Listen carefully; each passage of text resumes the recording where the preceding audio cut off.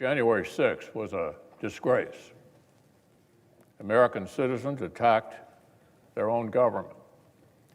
They used terrorism to try to stop a specific piece of domestic business they did not like. Fellow Americans beat and bloodied our own police. They stormed the Senate floor. They tried to hunt down the Speaker of the House. They built a gallows and chanted about murdering the Vice President.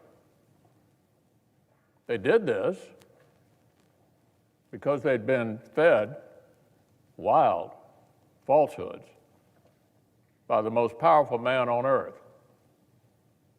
Because he was angry he'd lost an election. Former President Trump's actions preceded the riot were a disgraceful dereliction of duty. The House accused the former president of, quote, incitement. That is a specific term from the criminal law. Let me just put that aside for a moment and reiterate something I said weeks ago. There's no question, none, that President Trump is practically and morally responsible for provoking the events of the day. No question about it. The people who stormed this building believed they were acting on the wishes and instructions of their president. And having that belief was a foreseeable consequence of the growing crescendo of false statements, conspiracy theories, and reckless hyperbole, which the defeated president kept shouting into the largest megaphone on planet Earth. The issue is not only the president's intemperate language on January 6th. It is not just his endorsement of remarks in which an associate urged, quote, trial by combat. It was also the entire manufactured atmosphere of looming catastrophe, the increasingly wild myths about a reverse landslide election that was somehow being stolen, some secret coup by our now president. Now, I defended the president's right to bring any complaints to our legal system. The legal system spoke.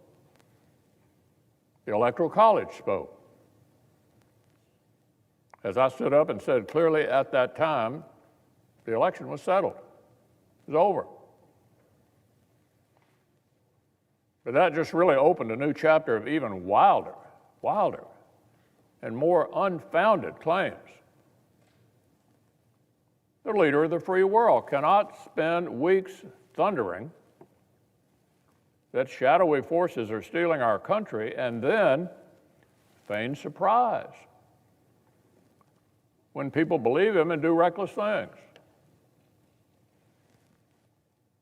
Now, sadly, many politicians sometimes make overheated comments or use metaphors. We saw that unhinged listeners might take literally, but that was different. That's different from what we saw.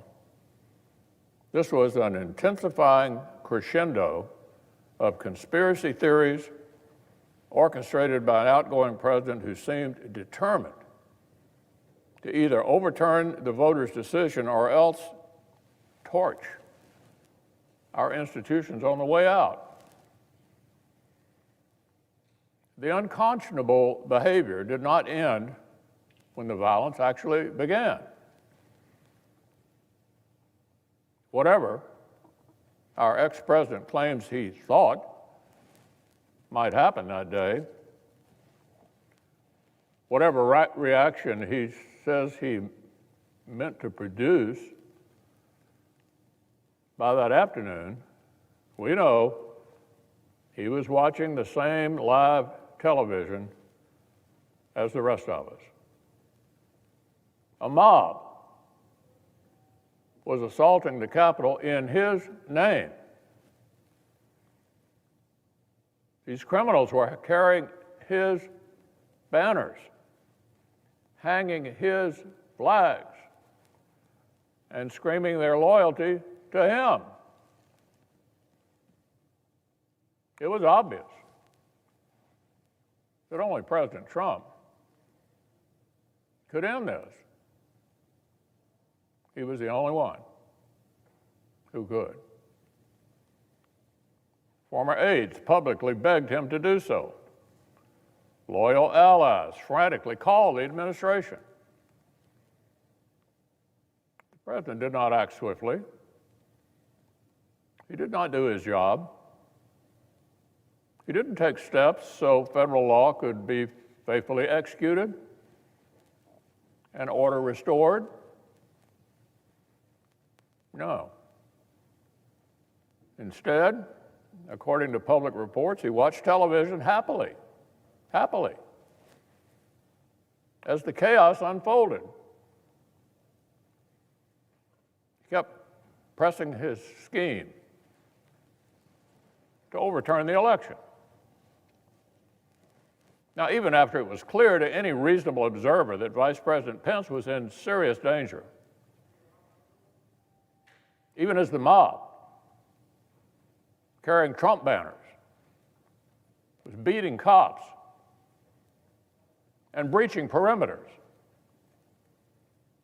the president sent a further tweet attacking his own vice president. Now, predictably and foreseeably under the circumstances, members of the mob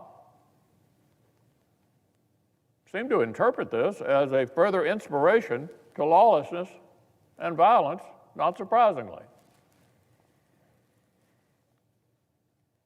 Later, even when the president did half-heartedly begin calling for peace, he didn't call right away for the riot to end. He did not tell the mob to depart until even later. And even then, with police officers bleeding and broken glass covering Capitol floors, he kept repeating election lies and praising the criminals. In recent weeks, our ex-president's associates have tried to use the 74 million Americans who voted to re-elect him as a kind of human shield against criticism. Using the 74 million who voted for him as a kind of a human shield against criticism. Anyone who decries his awful behavior is accused of insulting millions of voters. That's an absurd deflection. 74 million Americans did not invade the Capitol. Hundreds of rioters did. 74 million Americans did not engineer the campaign of disinformation and rage that provoked it. One person did, just one.